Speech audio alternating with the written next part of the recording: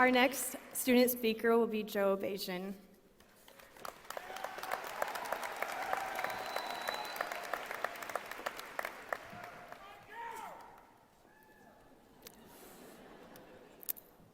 Hello, Centennial High School class of 2019. Hey, Sarah. It has been a long time coming, but we made it, finally. And this is some excellent timing, too. Most of us have reached the point where our parents are treating us more like their coworkers and less like their children. GPAs plummeted more this last semester than they did our previous 7 combined.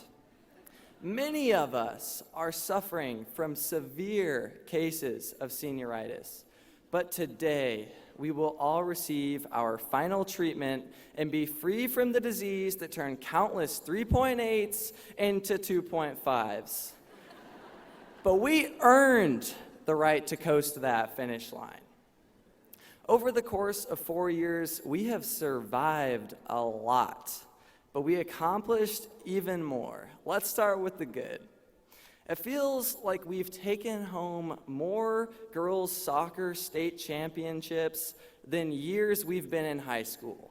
We watched our beloved football team increase their wins by 300% from our freshman year to this year.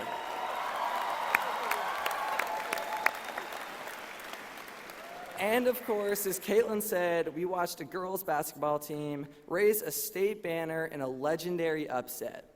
But for every touchdown or buzzer beater, there was a 7-page paper due on the macroeconomy and a test over a book you did not read.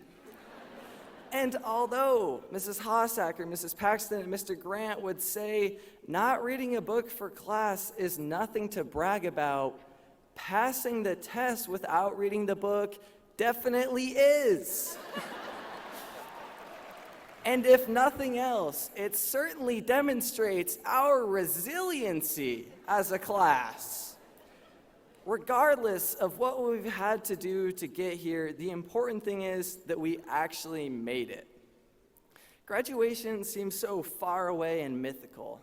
It seems like something you only talk about with your neighbors as a little kid sitting under a basketball hoop on a hot summer day. But the reality of graduation is frankly terrifying. We are slowly becoming more independent and held to a higher level of accountability, but graduation also presents as much opportunity as it does fear.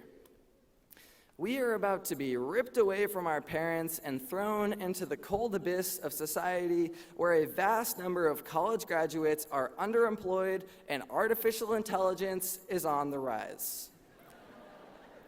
I say this not because I think we need to prepare for failure, but because the paths that will take us to success don't exist yet.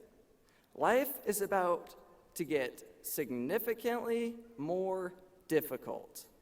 Just think of all the times in your life someone else has done your laundry. That will probably never happen again. It's important to remember that the people sitting around you are much more than just kids you happen to go to high school with. They're lifelong friends, future business partners, and as every rapper would say, they're next up. It's important to, I'll be the first to say, I'm not any more qualified to give advice than any other 18-year-old. But since I'm the one that ended up with the microphone, I'll just go ahead and do it anyways. Here it goes. Take risks. If you think you have a good idea, grab someone you have some confidence in as a business partner and run with it. On a podcast detailing the success stories of some of the biggest startups in the world, owners of companies worth billions always attribute a portion of their success to luck. But Mark Cuban himself said on the podcast that the harder he works, the luckier he got. I never knew my flag football coach was actually teaching me a life lesson every time he yelled at me to never stop hustling. A man with similar investment knowledge to Mark Cuban, formerly known as Denny Hertigan, Centennial's economics teacher. You know what's coming. That man once said, "Get a Roth IRA." I will echo that message proudly, as it is undisputably the most tax-efficient retirement option.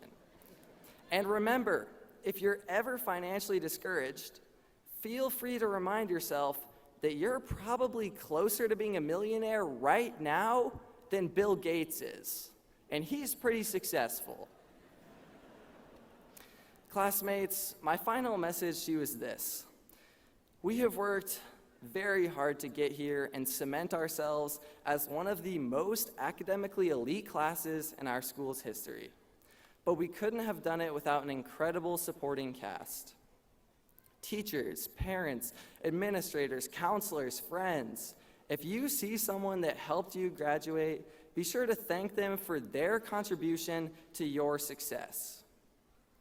Honestly, when I think about the caliber of so many Centennial teachers, I am shocked at how we get such amazing educators in a 30-year-old building that eerily resembles the design of the state penitentiary. And of course, I have one final quote I'd like to leave you with before I go. But before I do, I'd like to begin the wave of gratitude I mentioned earlier by thanking the Centennial student body for being the most accepting group of teenagers on the planet. When I came to Centennial as a 5-foot-tall freshman who spoke 2 octaves higher than most of my classmates, I knew maybe 10 people in a school that had well over 2,000.